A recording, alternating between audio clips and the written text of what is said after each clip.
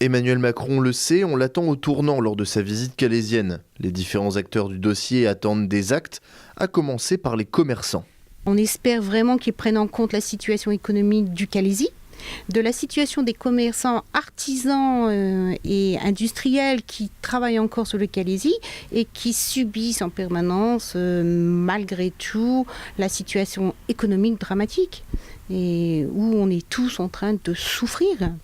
Et surtout que Monsieur le Président puisse prendre en considération les doléances de l'ensemble du secteur économique et ainsi que de Madame le maire. Du côté des associations, on se méfie des paroles, on attend plus d'humanité de la part du président de la République et on surveille avec attention sa loi asile et immigration.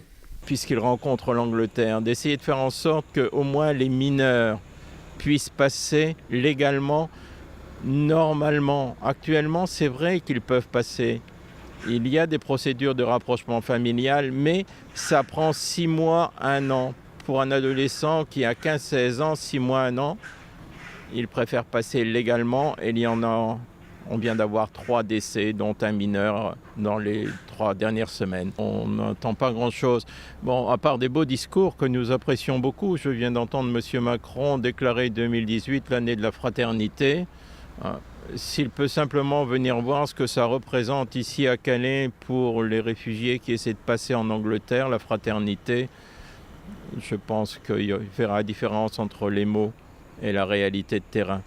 La police, pour sa part, réclame davantage de soutien de la part de l'État, mais elle demande aussi plus de moyens. Nous, la police, nous répondons à une mission de service public. Nous assurons la sécurité des personnes et des biens.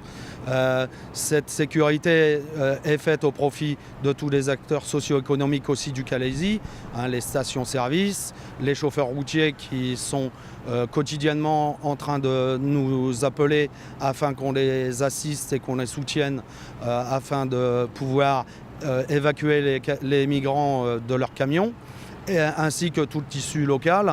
La politique migratoire qui doit être menée, c'est une politique migratoire européenne. Ça concerne la totalité des pays de l'Europe. Donc nous, sur le Calaisis, où les CRS sont engagés depuis des années et où nos collègues de la sécurité publique et de la police aux frontières sont également très sollicités, nous demandons, notamment pour les collègues de la sécurité publique et les collègues de la police aux frontières, un renfort d'effectifs, de moyens supplémentaires, véhicules et matériels. Alors plus de moyens pour la police, des procédures plus rapides pour les demandeurs d'asile, des actions envers l'économie calaisienne, voilà autant de requêtes qui vont être soumises au président Macron. Le chef de l'État va devoir s'atteler à un dossier épineux sur lequel ses prédécesseurs ont été vivement critiqués. La visite calaisienne du président risque d'être pour le moins mouvementée.